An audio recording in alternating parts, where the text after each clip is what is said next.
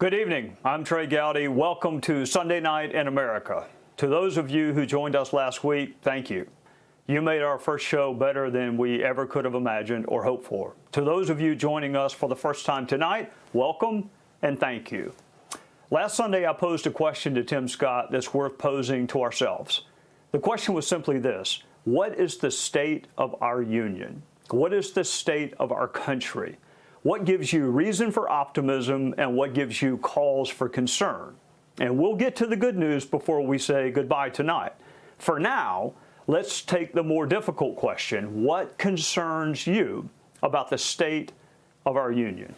In the quietness of wherever you are, as you reflect on the state of our country, what gives you cause for concern about where we are as a people? One of the things Senator Scott and I discussed was the need for proportion, for balance. Where there is or has been pain, progress, and promise, all three warrant attention. But in what order? In what proportion? And no doubt each of us has our own personal battles to wage. An illness, a sick family member, financial concerns, the loss of a job. Those concerns are real, and they rightfully occupy our time and attention. But I'm thinking more generally. As a people, as a country, what gives us reason for pause? And what concerns me is precisely what has concerned me for several years now. The absence of a societal referee, the absence of a neutral, detached societal umpire. We don't have to agree with every decision that umpire or referee makes, but there's a difference between not liking a decision and not trusting the decision maker. The absence of a societal referee coupled with the absence of fairness as a virtue is what concerns me. When the reality or perception of unfairness seeps in, the impact is devastating. Once lost, trust is very hard to build back again. I watch a lot of college sports. My wife might tell you that's all he does is watch college sports. And this is a busy time for those of us who love college sports. NCAA golf for men and women, NCAA softball and baseball, track and field, gymnastics. There is something pure about college sports. I had an NCAA baseball game on in my home office watching my beloved South Carolina Gamecocks. And of course, there's an umpire in baseball. And that umpire calls balls and strikes, and we expect the strike zone to be the same for everyone. That's what fairness is. The same rules apply equally to everyone. A South Carolina batter was called out on a check swing, and it was not a good call. So I began to feel this sense of being treated unfairly building within me. And then a South Carolina pitcher has a pitch called a ball that looked like a strike to me and everyone else on the planet, and the sense of being treated unfairly began to build even more. Apparently, it built into something vocal. Because my wife came into the office and said, "Please tell me you're not yelling at the television. Please tell me you are not yelling about a college baseball game 100 miles away. The umpire cannot hear you." She had a good point. So I walked outside in the backyard and yelled even louder, thinking, well, maybe he can hear that. A grown man should not be yelling at a TV set over a college baseball game. Probably.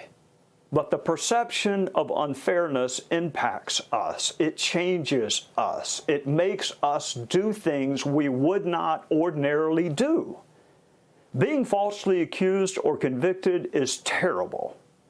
So is believing all the calls go against you and the deck is stacked. I'm sure the umpire was doing the best he could. I'm sure there were some calls, some close calls that went our way over the weekend. But in that moment, when I perceived unfairness, the impact was real and it was negative. That's what the perception of unfairness can do to us. What about when the perception actually becomes reality? What if the societal referee really is biased? What if the national umpire really is calling it differently for this team than for the other team? If you were to ask half our country what's the biggest issue we're facing as a country, they might say unfairness in economic opportunity or unfairness in our justice system. I mean, we hear it a lot. We hear about rigged systems and everybody doesn't play by the same rules. Meanwhile, the other half of the country also believes the system is rigged. It's just a different system rigged by different people. The other half believes it's the media, it's higher education, it's politics that is stacked or rigged or biased against one orthodoxy or ideology. The symptoms are different, but the underlying pathology is the same. And the underlying pathology is a belief that unfairness is pervasive.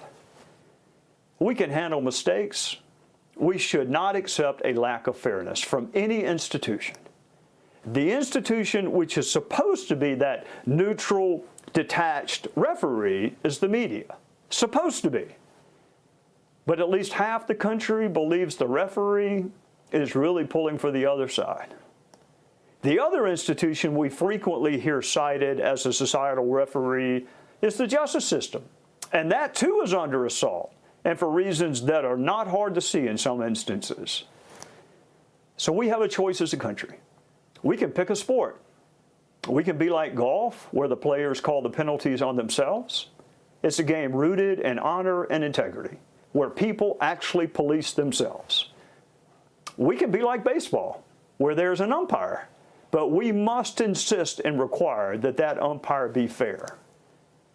Or we can keep trending toward professional wrestling, where there are no rules, there's no fairness, and the end justifies the means. The outcome is fixed and is all just for entertainment. I choose golf, calling penalties on ourselves. I'll settle for baseball, with a fair umpire who treats both sides the same. What I will not accept, and what I fear, is a political system degrading itself into professional wrestling. That's what I fear. What about you? Hey, Sean Hannity here. Hey, click here to subscribe to Fox News YouTube page and catch our hottest interviews and most compelling analysis. You will not get it anywhere else.